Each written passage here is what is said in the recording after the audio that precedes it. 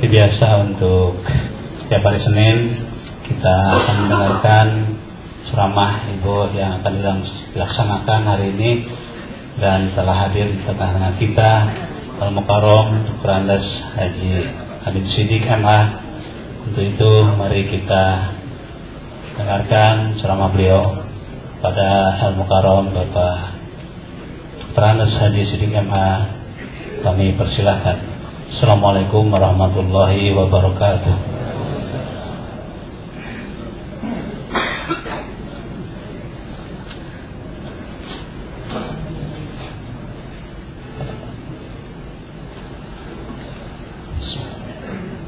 Alhamdulillahilladzi arsala rasulahu bil huda wa dinil haq liyudhhirahu ala dini kulli wa kafa billahi shahida. Asyhadu an la ilaha illallah wahdahu la syarikalah wa asyhadu anna Muhammadan abduhu wa rasuluhu alladzi la nabiyya ba'dah. Para jamaah yang dimuliakan Allah, dari sekian banyak nabi dan rasul yang pernah diutus oleh Allah kepada umat manusia, Nabi Isa alaihissalam bisa dikatakan sebagai satu-satunya nabi yang biografinya atau riwayat hidup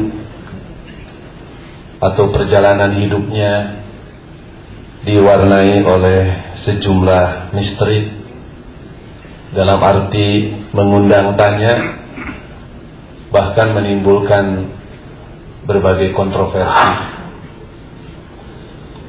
Sejak dari mula proses kejadian sampai berakhir tugasnya sebagai nabi dan rasul,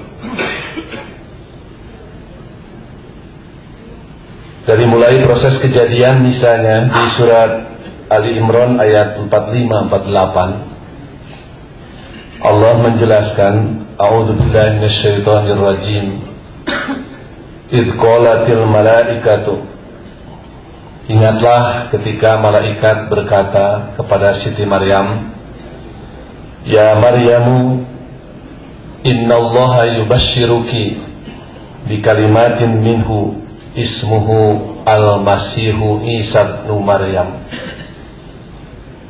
Sesungguhnya Allah memberi kabar gembira kepadamu berdasarkan keputusan Allah bahwa engkau akan punya anak, malah namanya pun langsung diberikan oleh Allah, Al-Masih Isa ibnu Maryam. Kita memang kalau membaca kata nama Isa di dalam Al-Quran selalu diikuti dengan kalimat Ibnu Maryam.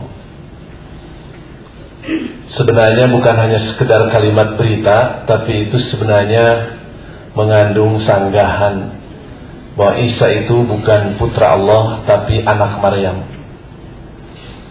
Wajihan di dunia wal akhirah, dia adalah termasuk orang terkemuka di dunia dan di akhirat. Wa minal muqarrabin, dan termasuk orang yang didekatkan kepada Allah. Kelebihan kedua, wa yukallimun nasa fil mahdi wa kahlan wa minas sholihin. Al-Masih Isa ibnu Maryam itu bisa bicara ketika masih bayi, baru lahir sudah bisa ngomong, apalagi setelah dewasa, dan termasuk orang yang soleh. Qolat, Siti Maryam menjawab kepada pernyataan malaikat waktu itu, Rabbi anna yakunu li waladun walam yamsasni basyarun. Ya Allah, bagaimana mungkin saya punya anak padahal saya belum disentuh lelaki, belum menikah. Qala, Allah menjawab melalui malaikat, kadzalikallahu yakhluqu ma yasha'u. Begitulah Allah menciptakan apa yang Allah kehendaki. Idza qada amran fa innama yaqulu lahu kun fayakun. Allah apabila memutuskan sesuatu itu hanya mengatakan kun, jadilah, fayakun, maka jadilah. Dari 3 ayat yang saya bacakan barusan itu menunjukkan bahwa proses kejadian Nabi Isa alaihissalam itu di luar kebiasaan. Sebab biasanya manusia terlahir merupakan hasil konsepsi atau fertilisasi pembuahan sel telur oleh sel sperma atau melalui proses pernikahan. Ini malah terlahir dari seorang ibu yang berstatus gadis, berstatus perawan. Dan inilah yang kemudian mengundang kontroversi, menimbulkan sebuah keyakinan bahwa Nabi Isa itu karena terlahir dari seorang ibu yang berstatus gadis, kemudian diyakini sebagai anak Allah, anak Tuhan. Padahal di ayat 59 masih surat Ali Imran, Allah telah memberikan penjelasan, inna mathala Isa indallahi kamathali Adama. Sesungguhnya Isa dengan Adam itu sama, gitu. Sebuah pernyataan sederhana tetapi sebenarnya mengandung penjelasan sekaligus bantahan. Bahwa kejadian Isa dan kejadian Adam itu adalah 2 peristiwa yang menunjukkan kemahakuasaan Allah. Bahwa Allah kuasa menciptakan manusia melalui proses di luar proses yang biasa terjadi.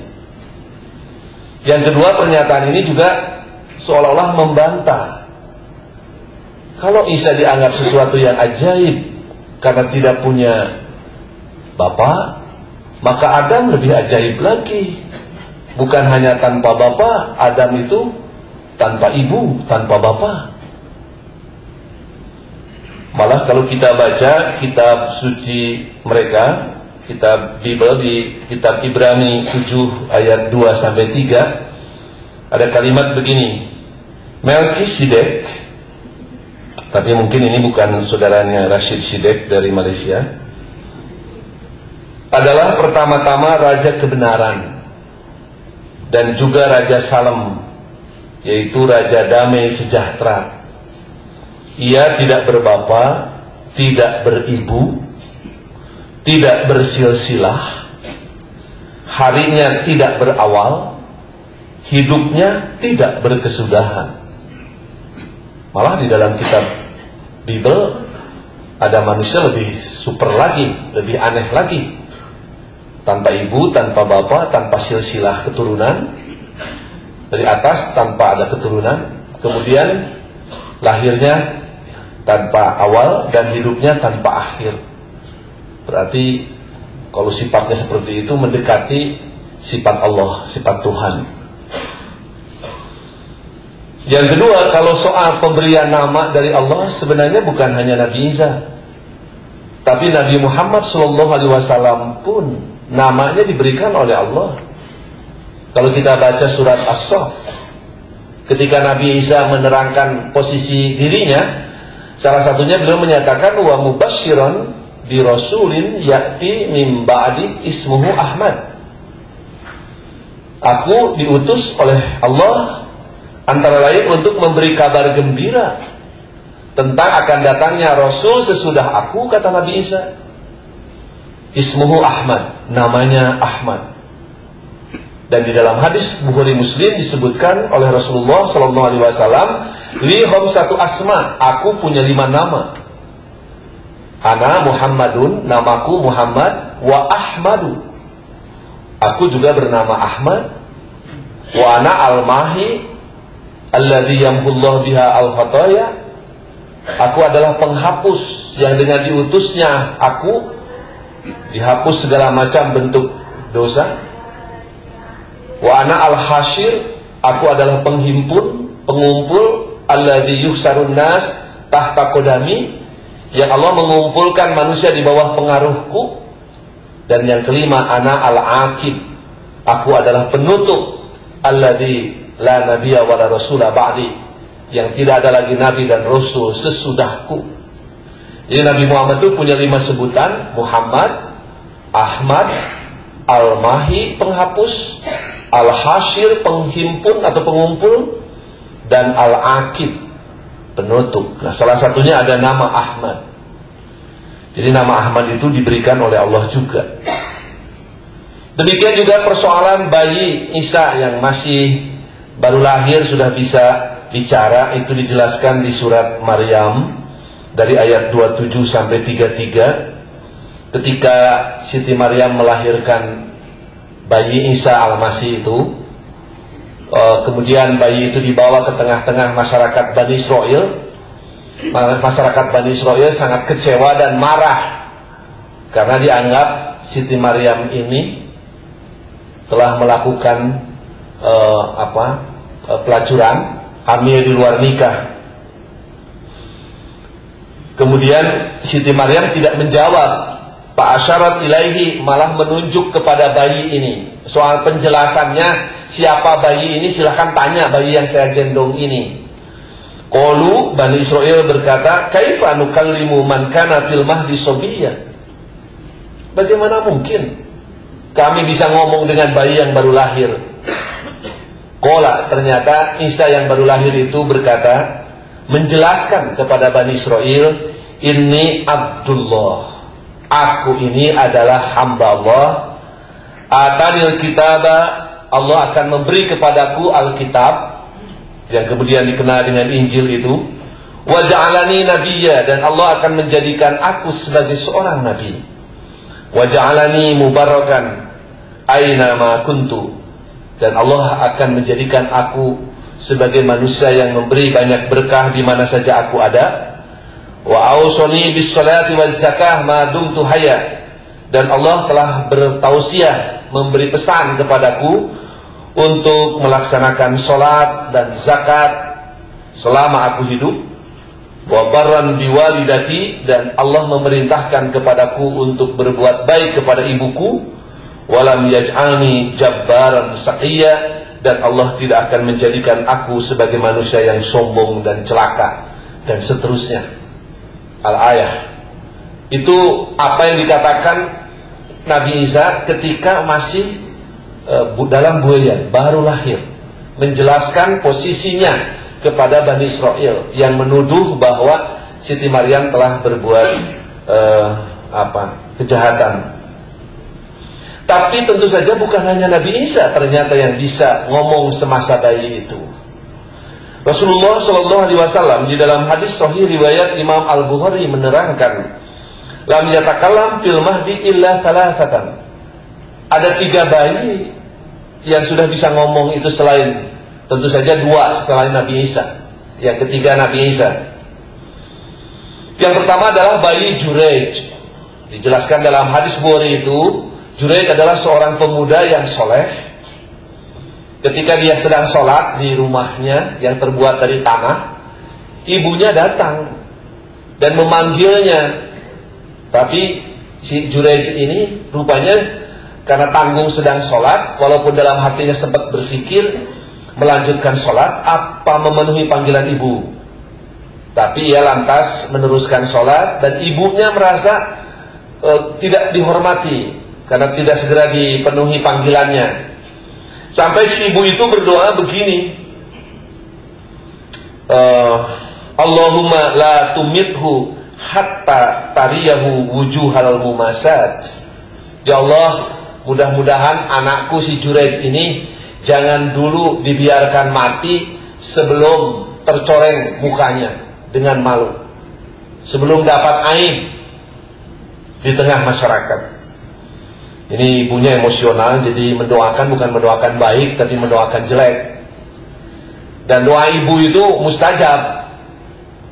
Kemudian datang seorang perempuan, kalau sekarang mungkin WTS atau PSK gitu, bahasa Jermannya ublag gitu, menggoda kepada Mr. Juraij ini. Tapi karena kuat imannya, dia tidak tergoda dengan rayuan gomba dari perempuan tunasusila itu. Tapi rupanya si perempuan ini tidak kalah tidak kehabisan akal. Lalu dia menggoda seorang budak gembala, tukang angon kambing, lalu berzina dengannya dan hamil, kemudian melahirkan. Setelah melahirkan, kemudian dia beritahukan kepada masyarakat bahwa bayi yang ia lahirkan ini adalah hasil hubungan gelap di luar nikah dengan Jurayj. Difitnah Jurayj ini. Masyarakat marah sampai rumah yang terbuat dari tanah itu dihancurkan. Ya, kayak di kita sekarang, sedikit-sedikit diserbu, dihancurkan begitu. Kemudian Jurayj ini diarak, mau dihukum, tapi kemudian minta waktu. Dalam hadis itu disebutkan fatwa doa wa sholat. Jurayj kemudian sebelum dihukum dia wudu, kemudian sholat. Walaupun tidak dijelaskan bagaimana cara sholatnya. Summa atal ghulama, lalu Jurayj setelah selesai sholat sambil berdoa kepada Allah minta ditunjukkan siapa sebenarnya bapak dari bayi ini. Selesai sholat, bayi itu didatangi, lalu ditepuk perutnya sambil ditanya. Katanya, man abuka ya gulam? Siapa bapak lo, wahai bayi? Kola, kata si bayi itu yang masih bayi, baru lahir, masih merah, menjawab, abi ar-ra'i fulanun. Bapakku adalah budak gembala, si fulan disebut namanya. Di hadapan masyarakat banyak. Ketahuanlah bahwa sebenarnya Jurayj ini orangnya bersih, tidak bersalah, tapi rumahnya sudah hancur dan aib sudah kemana-mana. Jurayj yang soleh itu ternyata telah berbuat nista begitu, dan itu susah dihapus. Yang kedua, Nabi menjelaskan di zaman Bani Israel ada seorang ibu yang menggendong bayinya sambil menyusuinya. Pamar biha rajulun raqibun dzu sarrat. Sedang menyusui bayinya, tiba-tiba ada orang lewat pakai kendaraan mewah. Kalau sekarang pakai mobil mahal, Mercy atau Volvo atau BMW yang mahal. Kemudian si ibu itu berdoa, Allahumma ij'al ibni mislahu. Ya Allah, jadikanlah anakku ini seperti orang yang barusan lewat. Pakaiannya bagus, kendaraannya hebat. Pataroka saja. Kemudian si bayi yang masih merah itu melepas kata ibunya. Wa aqbala ala rukab, kemudian menoleh kepada yang lewat tadi, kendaraan yang tadi, sambil ngomong, berdoa sebalik dari yang diminta ibunya. Allahumma la taj'alni mislahu. Ya Allah, jangan engkau jadikan aku seperti orang yang barusan lewat. Summa aqbala ala sadihi ya musuhu, kemudian si bayi itu kembali nyusuk lagi. Summa marra bi amatin, tiba-tiba ada seorang hamba saya perempuan yang pakaiannya juga compang-camping, rudin lah gitu kalau orang Sunda bilang, miskin. Faqalat, ibunya ngomong, berdoa, Allahumma la taj'al ibni mislah hadihi. Ya Allah, jangan engkau jadikan anak hamba ini seperti perempuan ini. Miskin, tidak terawat, badannya kurus gitu. Si bayi itu kemudian melepas lagi kata ibunya itu, berdoa sebalik dari yang diminta ibunya. Kata si bayi, Allahumma ij'alni mislaha. Ya Allah, jadikan hamba seperti perempuan ini. Ibunya protes, lima zakat, kenapa begitu? Faqala, si bayi itu menjelaskan, ar-raqibu jabbarun minal jababirah. Bu, orang yang tadi lewat, yang pakai mobil kalau sekarang mewah, pakaiannya juga hebat, itu mama penjahat. Kalau di kita mungkin perampok atau koruptor gitu. Walaupun mobilnya hebat, rumahnya bagus, tapi bukan hasil halal. Wahadil ammah, sementara hamba saya yang ibu hina ini, dia dituduh oleh masyarakat sarakot, zanayat, ia telah mencuri, ia telah berzina, walam tab'al, padahal orang ini adalah orang yang baik, orang yang soleh. Jadi dari kisah ini kita bisa mengambil kesimpulan bahwa yang bisa ngomong ketika masa bayi itu bukan hanya Nabi Isa, tapi di zaman Bani Israel saja oleh Nabi disebutkan ada bayi lain, ada dua bayi selain Nabi Isa. Yang kedua, tentu saja ini juga menjadi ibrah, pelajaran bahwa ibu dan bapak kalau mendoakan kepada anak, doakanlah yang baik-baik, jangan mendoakan yang jelek seperti si ibu ini. Kemudian yang ketiga, bahwa penampilan lahir itu bukan ukuran. Kita kadang-kadang menilai orang itu dilihat lahiriahnya. Padahal dalam hadis juga disebutkan, innallaha la yanzuru ila ajsamikum wala ila suwarikum walakin yanzurullahu ila qulubikum. Yang Allah akan nilai itu bukan penampilan, bukan kegantengan, tetapi ruhani, kolbu kita, hati kita. Nah, ini yang pertama. Dari proses kejadiannya Nabi Isa memang di luar kebiasaan, tapi Allah telah memberi penjelasan. Ada yang lebih aneh, yaitu Nabi Adam. Nabi Isa itu tanggal lahir, tempat lahir, dan tahun kelahiran juga sampai hari ini di kalangan umat Kristen saja masih belum sepakat. Saya baca di Injil Matius pasal 2 ayat 1 disebutkan Yesus dilahirkan di Bethlehem, di tanah Yudea pada zaman Herodes Agung. Tapi saya baca di dalam Komus Alkitab, Komus Bible, yang diterbitkan oleh LAI, Lembaga Alkitab Indonesia, cetakan tahun 99, di sana dijelaskan bahwa Raja Herodes Agung itu hidup pada tahun 37 sampai tahun 4 sebelum Masehi. Jadi Yesus disebutkan lahir pada saat pemerintahan Herodes Agung. Padahal menurut sejarah Raja Herodes itu sudah mati tahun 4 sebelum Nabi Isa lahir. Nah, ini dari tahun saja sudah mulai tidak jelas tahun seberapa sebenarnya. Tentang tempatnya juga, umumnya kaum Kristen percaya Nabi Isa lahir di Gunung Sair, di Bethlehem, di Gunung Sair di Palestina. Tapi di Jawa Barat kan ada sebuah aliran Kristen, namanya Kristen Pasundan. Mereka percaya bahwa Nabi Isa itu adalah keturunan Prabu Siliwangi dari Pajajaran. Ketika istrinya melahirkan anak wanita, menurut padahal yang diharap-harap adalah anak laki-laki buat putra mahkota, maka menurut saran dukun, memang dukun itu sejak zaman dulu berpengaruh sampai ke istana, kalau dibiarkan hidup bayi ini katanya membahayakan negara, maka dibuanglah bayi perempuan itu seperti dibuangnya Nabi Musa. Kalau Nabi Musa ke sungai Nil di Mesir, kalau bayi putra Prabu Siliwangi itu dihanyutkan di sungai Citarum. Kemudian nyangkut di bubu alat penangkap ikan di sungai Citarum, tepat sekitar wilayah Raja Mandala sekarang, milik Aki Imron, bukan Ali Imron, tapi Aki Imron. Kebetulan Aki Imron ini nggak punya anak, maka bayi perempuan ini diangkat anak, kemudian diberi nama Maria. Ketika Maria ini atau Maryam dalam bahasa Arab menginjak dewasa, sedang bermain, tiba-tiba ada cahaya turun dari langit masuk ke dalam perut Maria, dan kemudian hamil dalam waktu singkat. Kemudian dipercaya Maria ini hamil oleh Roh Kudus yang datang dari langit. Oleh masyarakat diborok karena hamil sebelum nikah. Kemudian melarikan diri dan sembunyi di kandang domba. Kemudian melahirkan bayi laki-laki.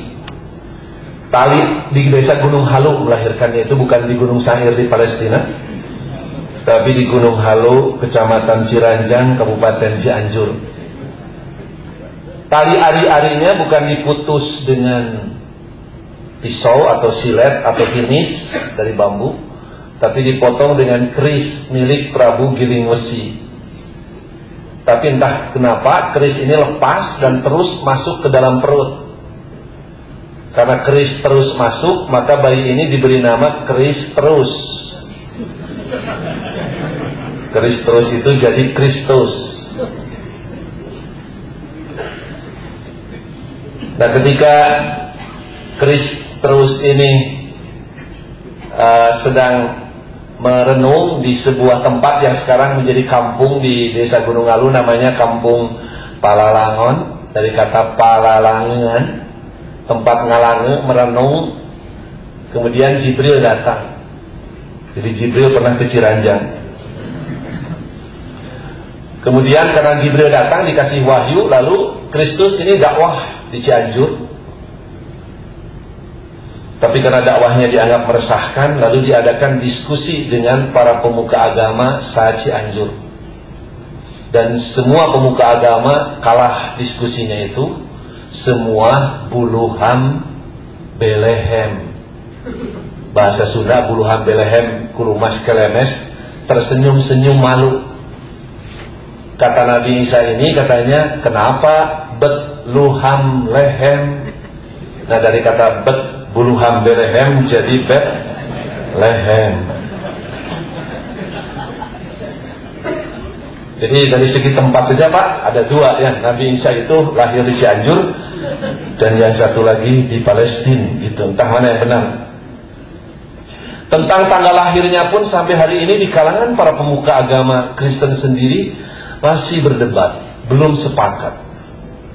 Kristen Timur atau yang disebut dengan gereja ortodoks sampai saat ini yakin dan percaya Nabi Isa itu lahir pada tanggal 6 Januari.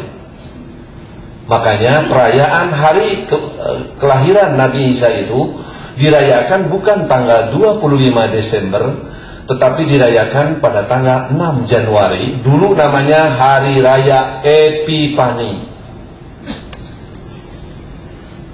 Gereja Katolik yang sering disebut dengan Gereja Barat baru menyelenggarakan perayaan hari lahir Yesus itu pada zaman kepemimpinan Katolik di bawah Paus Liberius tahun 354 sebelum 354 Masehi, artinya abad keempat. Dirayakan pada tanggal 25 Desember. Saya membaca dua pernyataan dari pemuka agama Katolik. Yang pertama adalah Pastor Anton Wesselbrower Martinus. Martinus Anton Wesselbrower, seorang pastor Katolik kelahiran Delft, Belanda, tahun 23 yang lama tinggal di Bandung. Saya pernah membaca di Harian Umum Pikiran Rakyat tulisan beliau. Beliau mengatakan bahwa sebelum Yesus lahir, sebelum Kristen berkembang, 25 Desember itu memang sudah jadi hari raya bagi rakyat Romawi. Pesta rakyat Romawi. Namanya Pesta Solstitium. Yaitu sebuah pesta dalam rangka merayakan berakhirnya musim dingin di Eropa. Jadi menurut pastor ini, sebenarnya perayaan Natal itu adalah perayaan pesta rakyat Romawi yang dikristenkan. Kemudian terakhir ada tulisan dari pemuka agama Katolik juga, yaitu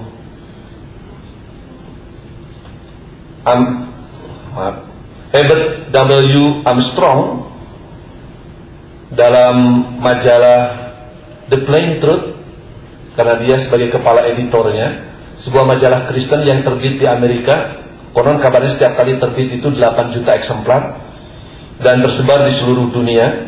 Dia tahun yang lalu menulis artikel berjudul The Plain Truth of Christmas. Di tulisan itu dia dengan berbagai argumen menyatakan bahwa perayaan hari lahir Nabi Isa itu yang disebut Natal itu bukan ajaran Yesus Kristus, tidak pernah menganjurkan, murid-muridnya juga tidak pernah melaksanakan, dan bukan juga merupakan ajaran dari kitab Bible. Dia mengemukakan beberapa bukti. Pertama dari Catholic Encyclopedia edisi 1911, dalam judul Christmas dijelaskan, Christmas was not among the earliest festival of church. The first evidence of the feast is from Egypt. Jadi perayaan Natal, Christmas itu berasal dari Mass of Christ, disingkat menjadi Christmas. Perayaan kelahiran Yesus itu bukan merupakan upacara yang muncul pada awal-awal munculnya gereja di barat. Justru bukti pertama katanya dari pesta hari ulang tahun kelahiran itu berasal dari Mesir. Pagan customs centering around the January 7 gravitated to Christmas. Malah ini katanya yang pertama kali menyelenggarakan perayaan ulang tahun kelahiran itu adalah para penyembah berhala sekitar bulan Januari, yang kemudian diadopsi menjadi perayaan Natal. Dalam judul Natal Day di Catholic Encyclopedia itu dijelaskan, in the scripture no one is recorded to have kept a feast. Dalam kitab suci, dalam Bible maksudnya, dalam Injil, tidak tercatat ada orang yang merayakan hari ulang tahun. It's only sinners katanya. Hanya orang-orang kafir like Pharaoh and Herod who make great rejoicing over the day in which they were born into this world. Malah di sini disebutkan yang pertama kali merayakan hari ulang tahun kelahiran itu adalah Firaun di Mesir atau Raja Herod. Malah kalau Herod sebelah sini lagi, Firaun di sebelah sana. Jadi kalau kita merayakan ulang tahun kelahiran, sebenarnya itu mengikuti bukan milah Ibrahim tapi milah Firaun. Kalau lihat keterangan di Catholic Encyclopedia, maaf ini ya, malah dinyatakan Christmas was not among the earliest festival of the church. It was not instituted by Christ or the apostle. Jadi tidak pernah diajarkan oleh Kristus maupun oleh para muridnya, or by Bible authority, atau oleh ajaran Bible. It was picked up afterward from paganism. Malah ada yang menelusuri, Pak, perayaan ulang tahun kelahiran pertama kali itu bukan lagi Firaun, malah lebih jauh lagi. Yang pertama kali menyelenggarakan katanya Raja Namrud atau Nimrod. Kita tahu Raja Namrud itu kan yang menjadi musuh, katakanlah dalam tanda kutip, Nabi Ibrahim. Raja Namrud ini cucu dari Ham. Ham itu adalah putra Nabi Nuh alaihissalam. Karena Nabi Nuh itu punya anak 4. Kan'an itu yang terkenal dan dikenal. Malah ibu-ibu juga dalam pengajian ditanya, putra Nabi Nuh yang ditenggelamkan siapa? Kan'an. Tapi ketika ditanya, berapa putra Nabi Nuh? Tidak tahu. Yang dikenal hanya yang bawangnya aja. Karena memang kalau ingin terkenal katanya harus bawang. Kalau jadi anak soleh mas susah katanya, susah terkenal. Padahal putra Nabi Nuh ada 4. Kan'an, Ham, hak asasi manusia, Sam, S-A-M, Yapis. Nah, Ham ini punya cucu namanya Namrud atau Nimrod. Dia adalah orang pertama dalam sejarah yang mendirikan kerajaan. Dia pula yang mendirikan Menara Babel, mendirikan kota Babilonia dan Nineveh di Irak sekarang, wilayah Irak itu. Dia disebut namanya Namrud berasal dari bahasa Ibrani, bahasa yang dipakai oleh keturunan Nabi Ibrahim, berasal dari kata marod yang artinya membangkang. Karena dia dianggap orang pertama jadi raja, orang pertama yang membangkang terhadap ajaran Nabi Nuh alaihissalam. Salah satu bentuk pembangkangan yang dilakukan adalah dia menikahi ibunya sendiri, namanya Semiramis. Nah, Semiramis inilah sepeninggal Namrud, katanya pertama kali mengajarkan kepada masyarakat bahwa walaupun Namrud sudah mati, ruhnya masih hidup. Kemudian dia membuktikannya dengan pohon evergreen, sebuah pepohonan yang tumbuh dari kayu yang batang yang sudah mati. Dia menunjukkan bahwa batang walaupun sudah mati, tapi bisa ada yang hidup. Oleh sebab itu katanya Namrud walaupun sudah mati, arwahnya itu masih ada. Itu maka diselenggarakanlah pertama kali katanya peringatan hari kelahiran Namrud. Bahkan disebut dalam ensiklopedia itu perayaannya juga bertepatan memang tanggal 25 Desember. Jadi kalau begitu sebenarnya perayaan hari kelahiran itu sudah ada sejak zaman Namrud, kemudian dalam beberapa kaum sejak zaman Firaun, baru kemudian kesini menjadi tradisi pada banyak masyarakat. Itu menunjukkan bahwa ada perbedaan Tanggal lahir Nabi Isa itu yang benar tanggal berapa? 25 Desember apa 6 Januari? Dulu kan bulan pertama bukan Januari dalam tahun Masehi itu. Dulu awal atau bulan pertama adalah bulan Maret. Sehingga bulan September yang berasal dari kata Septima artinya 7 itu tepat bulan ke-7. Oktober berasal dari kata oktav artinya bulan ke-8. Makanya bulan pertama Maret. Tapi sekarang September jadi bulan ke-9. Karena dari Maret ditarik bulan pertama menjadi Januari. Karena diyakini dulu Nabi Isa lahir justru pada tanggal 6 Januari. Sehingga bulan pertama jadi bulan Januari. Tapi kemudian mundur lagi menjadi 25 Desember. Dan kontroversi yang saya katakan tadi dalam awal ceramah ini adalah memunculkan keyakinan Nabi Isa sebagai anak Allah. Itu memang oleh Allah sendiri di surat At-Taubah ayat 30 sudah diperjelas. Wa qalatil yahudu Uzairu ibnullah. Orang Yahudi berkata, berkeyakinan Nabi Uzair adalah anak Allah. Nabi Uzair di Quran ada sepintas memang dikisahkan oleh Allah, seorang nabi yang oleh Allah ditidurkan selama 100 tahun. Kalau ada orang sekarang tidur 100 tahun, namanya apa ya? Jahe, jago HS. Tapi kalau Nabi Uzair karena ditidurkan oleh Allah. Wa qalatin nasara al-Masih ibnullah. Dan orang Kristen pun berkata, berkeyakinan Al-Masih adalah anak Allah. Dari mana ajaran seperti itu? Allah menunjukkan dalika qauluhum bi afwahihim, itulah pernyataan dari mulut-mulut mereka, pengakuan dari mulut mereka, yudohiuna qaulal ladzina kafaru min qablu. Allah menyebut keyakinan seperti yang diyakini Yahudi atau Nasrani bahwa Allah punya anak, itu hanya meniru, menjiplak dari keyakinan orang-orang kafir yang ada sebelumnya. Jadi merupakan adopsi atau pengaruh atau jiplakan. Dan memang dalam sejarah tercatat di wilayah tempat berkembangnya agama Nasrani sepeninggal Nabi Isa itu sudah berkembang lama keyakinan akan adanya 3 Tuhan. Di Romawi ada yang disebut dengan triad Romawi, 3 Tuhan bangsa Romawi, yaitu Jupiter, Juno, Minena. Di Babilonia sekitar Irak sekarang itu ada yang disebut dengan triad Babylon, 3 Tuhan Babylon terdiri dari Anu, Enlil, dan Enki. Ada triad Smith, 3 Tuhan bangsa Smith, bangsa kulit putih, terdiri dari Tuhan Bapa, Tuhan Ibu, dan Tuhan Anak. Di Persia, di Iran juga ada Trilikat Persia, terdiri dari Ahura Mazda, Mitra, dan Ahriman.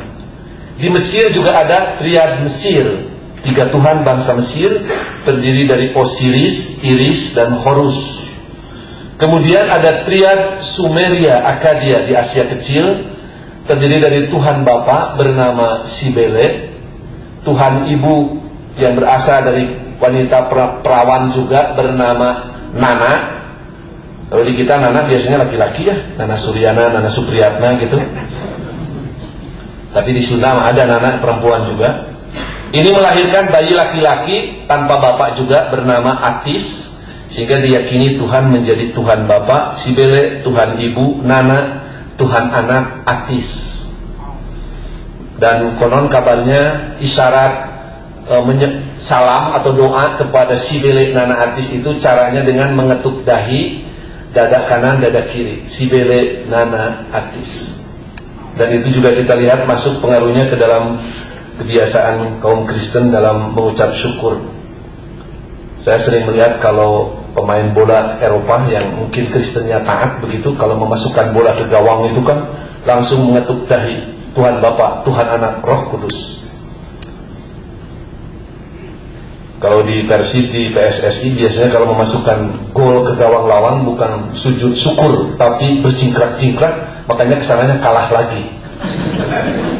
Karena dalam Quran juga la in syakartum la azidannakum, kalau bersyukur ditambah, karena tidak syukur kalah lagi gitu. Kemudian ada di India juga ada agama Hindu, ada agama Brahman ya, yang mengenal Trimurti itu. Ada Brahma, Wisnu dan Siwa.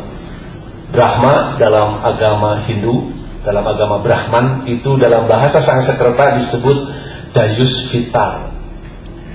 Tuhan Bapa dalam agama Kristen dalam bahasa Latin disebut Zeus Pater. Zeus Pater, Deus Vitar. Siwa di dalam agama Hindu itu juga disebut Holy Spirit, Roh Suci. Di dalam Kristen ada Ruhul Kudus. Wisnu sebagai pemelihara kadang-kadang diturunkan ke dunia, sebagai pemelihara dunia. Penjelmaan Brahma menjelma disebut bergelar Batara. Kita kenal ada 2 kali Wisnu turun. Pertama dalam kisah Mahabharata, karena ada Kurawa yang jahat, sementara pembela kebenaran Pandawa hanya 5, maka Wisnu turun menjelma menjadi Batara Kresna. Dalam perang Bharatayuddha sebelah selatan Gasibu, maka Batara Kresna ini berpihak kepada Pandawa sebagai pemelihara. Yang kedua, ketika ada Raja Durjana namanya Rahwana atau Dasamuka, Wisnu juga turun menjelma menjadi Batara Rama, suaminya Dewi Sinta. Tapi sekarang dunia tidak aman di mana-mana. Kenapa Wisnu tidak turun lagi? Itu pertanyaan yang susah dijawab. Dalam Kristen juga Tuhan Anak dikirim ke dunia, turun juga ke bumi, menjelma menjadi Kristus, menjadi Yesus. Tugasnya menebus dosa umat manusia. Kalau ini mengamankan dunia, ini menebus dosa. Jadi ada kemiripan-kemiripan. Jadi kalau Allah mengisyaratkan yudohiuna qaulal ladzina kafaru, bahwa itu adalah meniru, menjiplak, mengadopsi dari keyakinan orang-orang kafir sebelumnya, ada fakta-fakta sejarah yang menunjukkan apa yang disebutkan oleh Allah tadi. Oleh sebab itu, bagi kita tentu saja semakin yakin bahwa Nabi Isa alaihissalam seperti disebutkan di surat Al-Maidah 75, mal masihu ibnu Maryam illa rasulun qad khalat min qablihi rusul. Beliau hanyalah seorang rasul. Sebelumnya juga sudah banyak rasul-rasul yang lain. Bahkan di Ali Imran 49 Allah menegaskan wa rasulan ila bani Israila. Nabi Isa itu khusus rasul kepada Bani Israel.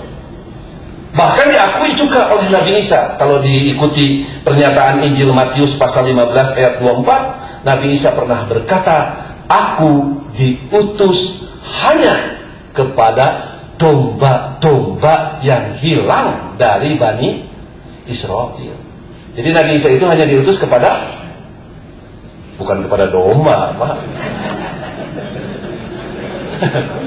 Kepada Bani Israel yang mungkin kelakuannya kayak, nah mungkin itu lebih tepat karena diutus kepada domba, bukan. Jadi tepat apa yang dinyatakan oleh Nabi Muhammad SAW dalam hadisnya yang menyatakan apa kelebihan Nabi Muhammad dibanding Nabi lain, antara lain wa kana an-nabiyyu yub'atsu ila qaumihi khassah, nabi-nabi yang lain diutus hanya kepada umatnya saja. Wa bu'istu ilan nasi ammah, sementara aku diutus kepada seluruh umat manusia. Mudah-mudahan dengan apa yang saya sampaikan sedikit banyak memperkuat keyakinan kita akan kebenaran risalah yang dibawa oleh Nabi Muhammad SAW yang mengajarkan bahwa Allah itu esa, bahwa Nabi Muhammad serta Nabi Isa itu adalah sama dalam kapasitas sebagai Nabi dan Rasul, tidak lebih dari itu. Demikian yang bisa saya sampaikan, mudah-mudahan ada manfaatnya. Lebih dan kurangnya mohon maaf yang sebesar-besarnya. Aku qouli hada wa astaghfirullah li wa lakum wal afu minkum. Rabbana la tu'akhidna in nasina aw akhtana. Rabbana la tuzigh qulubana ba'da idh hadaitana wa hab lana min ladunka rahmah innaka antal wahhab. Allahumma innaka tasma'u kalami wa tara makani wa ta'lamu sirra wa alaniyati. Nas'aluka al-ijabah. Wassalamualaikum warahmatullahi wabarakatuh.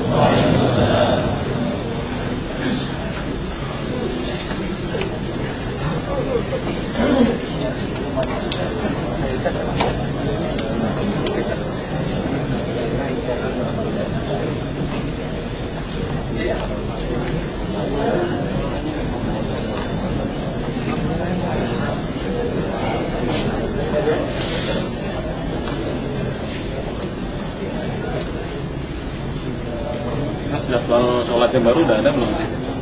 Biasanya ada daftar kertas jadwal khotib ya, sholat, jadwal sholat. Belum ada.